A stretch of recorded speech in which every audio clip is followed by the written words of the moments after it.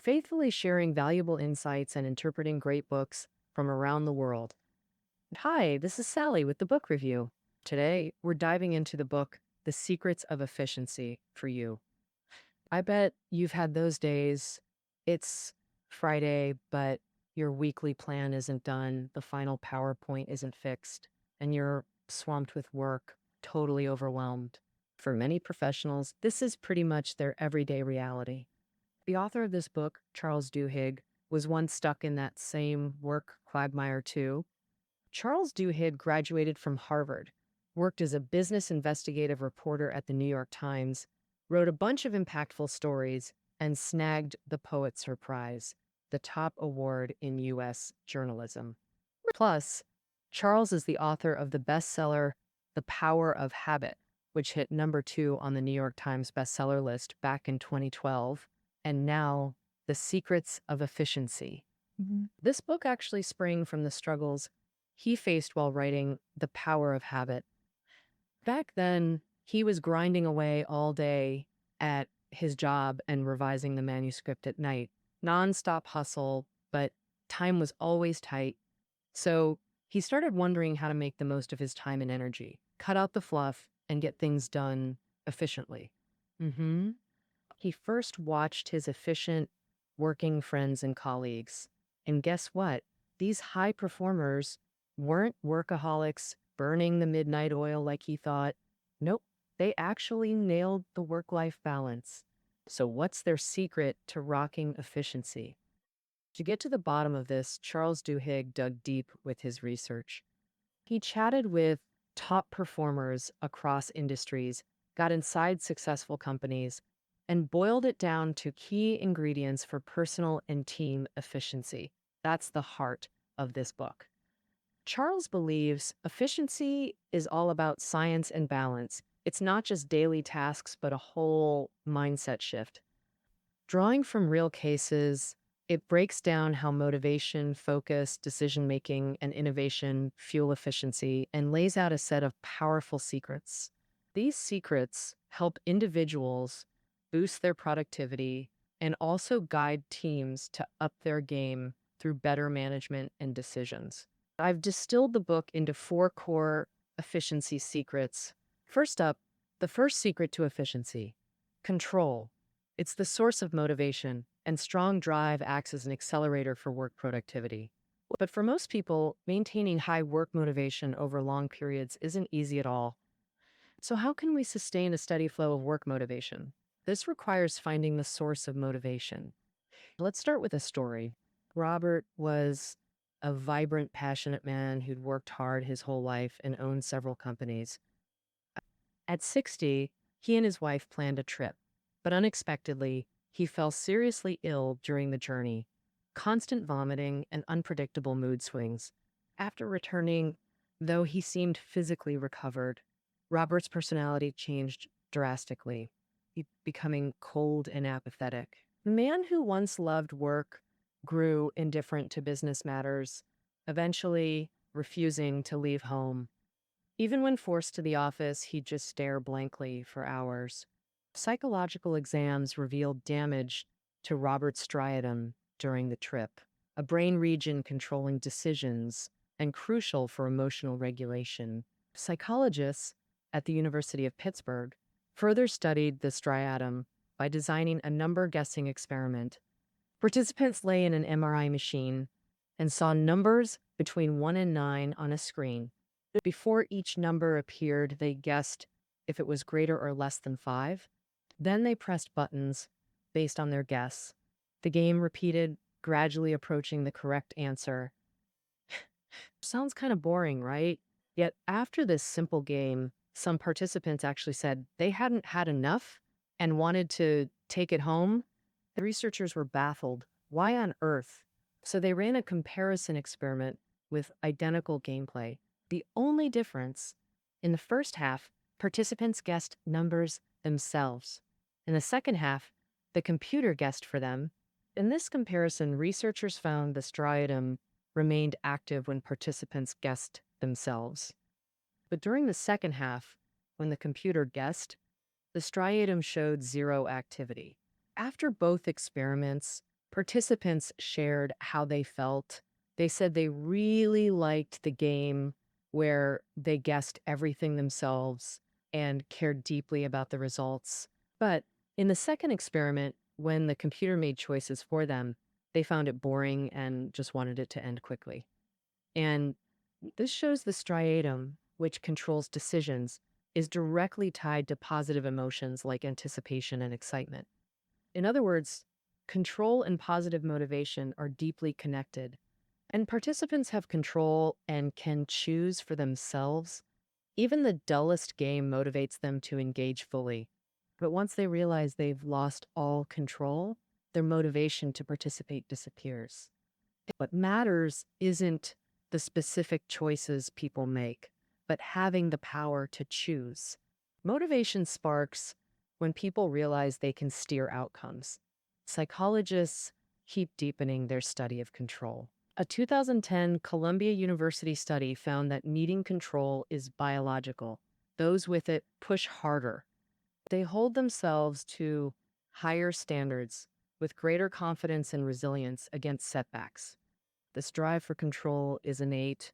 Everyone shows it from early childhood onward. Take kids who just learn to self-feed. They'll refuse being spoon-fed even though it's faster, preferring to wield the spoon themselves and dig in. Though toddlers don't understand control, they know self-feeding means freedom, no adult rules, deciding their own pace and portions. With control comes inner motivation. So when a child realizes they can eat independently, their behavior becomes proactive, efficient. Control is innate, but life experiences vary how brains apply control, and this skill can be strengthened through practice. There are two key training principles. First, force yourself to make decisions, exercising the brain's control center. Second, give greater meaning to your decisions and actions. These 2 points are clearly shown in the U.S. Marine Corps' training for new recruits. Before joining the U.S. Marine Corps, 23-year-old Eric was a young guy lacking purpose and drive in life. After college, he only landed a part-time gig selling phones, spent other hours playing World of Warcraft, and saw almost no future. Later, influenced by a classmate, he joined the Marine Corps and started boot camp training. Like Quintanilla, new recruits generally have very low control over their lives. They rarely make decisions on their own and have never succeeded at anything. To develop more proactive recruits, Marine Corps instructors constantly motivate soldiers to believe in themselves and their power to change their lives. At the same time, they create training sessions that force soldiers to make their own judgments. For example, organizing and cleaning the mess hall without any orders, so soldiers have to make every single decision themselves. In an ideal mess hall, what every detail should look like, how clean it should be, and so on. Um, if anyone asks an instructor for advice, they get yelled at instead. The final stage of boot camp is called Hell, starting at 2 a.m. with a 54-hour march carrying 14 kilograms. Anyone who backs down or falls behind gets cut. At that time, Derek was utterly exhausted, sleep deprived, body covered in blisters and wounds. That's when the sergeant asks him why he joined the Marine Corps, forcing him to think about the meaning behind it. Eric replied, "To give my family a better life," and he pushed through to the end of training. Control isn't just key for personal motivation, it's a core principle for team efficiency too. The more control team members have, the more motivated they are to boost efficiency. Specifically, it shows in two ways: giving capable people the power to decide for themselves, and giving team members psychological safety. Charles believes that when applying the control principle to improve team efficiency, first-hand decision-making power to those who can directly solve problems. He gives an example. The FBI has long wanted to upgrade their internal network platform. This platform stores all the FBI's information and personnel. Its workflow is absolutely vital. Since 1997, over 11 years, the FBI dumped $350 million into this, with nothing to show for it. In 2008, they finally brought in outside help, Fulgrim from Wall Street, to lead the tech platform's development. Fulgrim had built massive computer networks for Lehman Brothers, Chase, Morgan, super experienced and a no-nonsense manager. After taking charge, he discovered the core inefficiency was the Bureau's endless layers of red tape and approvals. So he redesigned the R&D process. The dev team would update senior brass regularly, but take zero direct outside meddling. If other department heads spotted project issues, they'd contact the relevant devs directly, who then assess and fix it.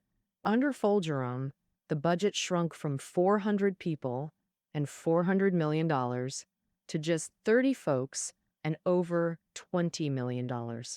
And just 16 months later, Fulgerum's team delivered the finished platform.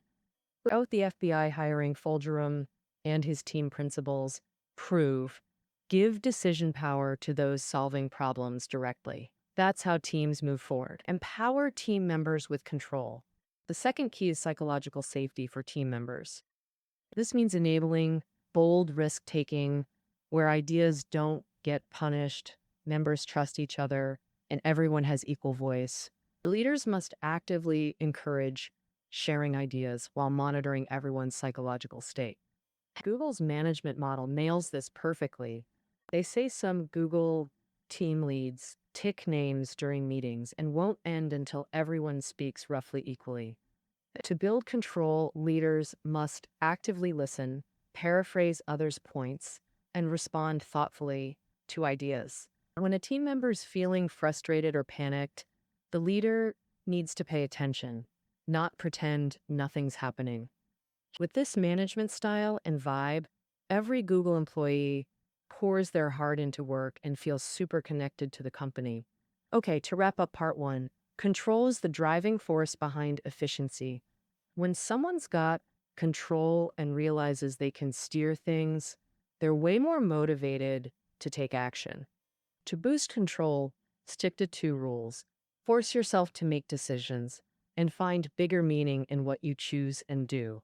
Same goes for teams. Management's got to hand decision power to problem solvers and really listen and respect everyone's ideas and needs. Up next, the second efficiency secret, staying focused. In our super automated lives, people often overlook how they're losing grip on their attention.